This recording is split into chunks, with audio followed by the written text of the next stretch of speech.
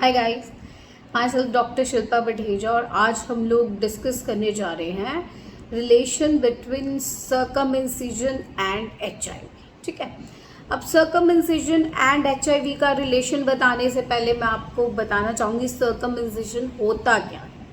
ठीक है। सर्कमइंसिजन होता है जो पीनिस होता है उसके फ्रंट की स्किन को रिमूव कर देना। ठीक है। उसकी फॉरमोस्ट जो स्किन होती है फ्रंट की उसको रिमूव करने को सर्कमइंसिजन बोलते हैं। ठीक है।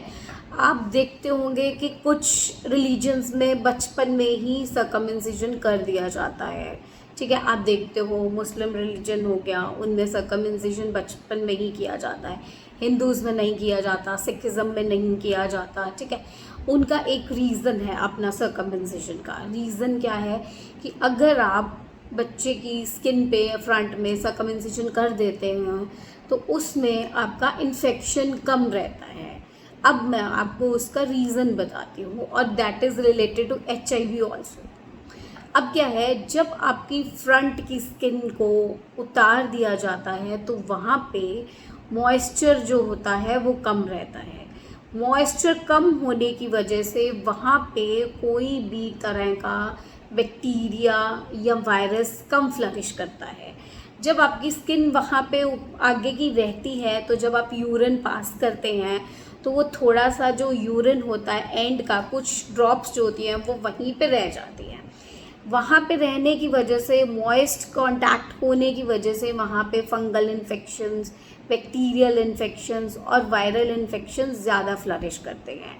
जब आपका फ्रंट का फोर स्किन उतर जाता है तो उसमें क्या होता है, आपका एंट्री पॉइंट जो होता है वो एक तो क्लीन रहता है ड्यूरिंग सेक्स। ठीक है।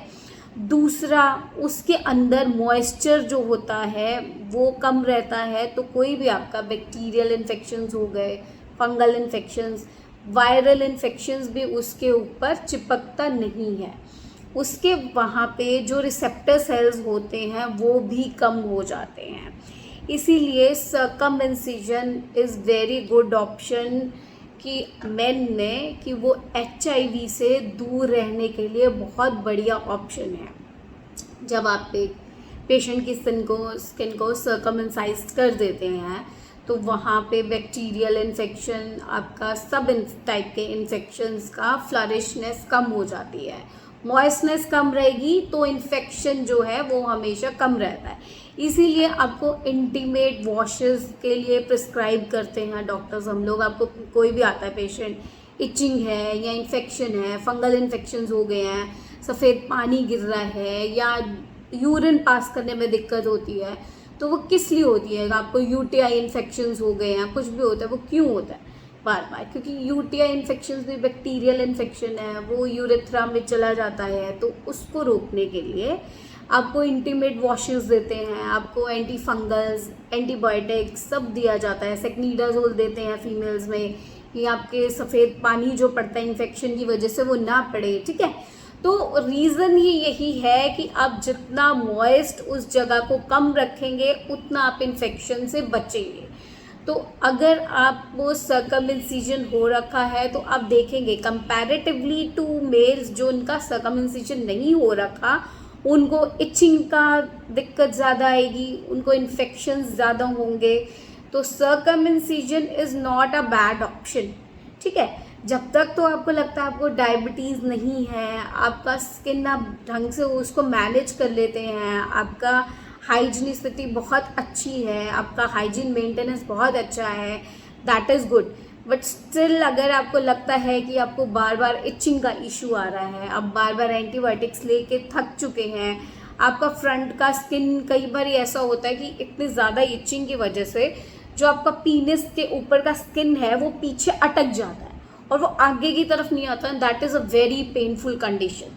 उन कंडीशंस में भी ऐसा होता है कि आपका स्किन जो है फ्रंट का उसको काट के हम लोग बायोप्सी में दे देते हैं कि इसके अंदर क्या इन्फेक्शन था। जो इतनी कई बार क्या होता है कि पेशेंट को इतनी बार बार रिकरेंस होती है कि एंटीबायोटिक्स उसके काम करने बंद कर जाते हैं।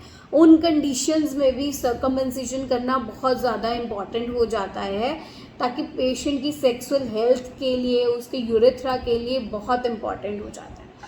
तो HIV भी बहुत ज़्यादा इस वजह से आपके रिसेप्टर सेल्स प्रोटेक्ट कर जाता है अगर एक पेशेंट में सर्कमसिजन हो रखी है।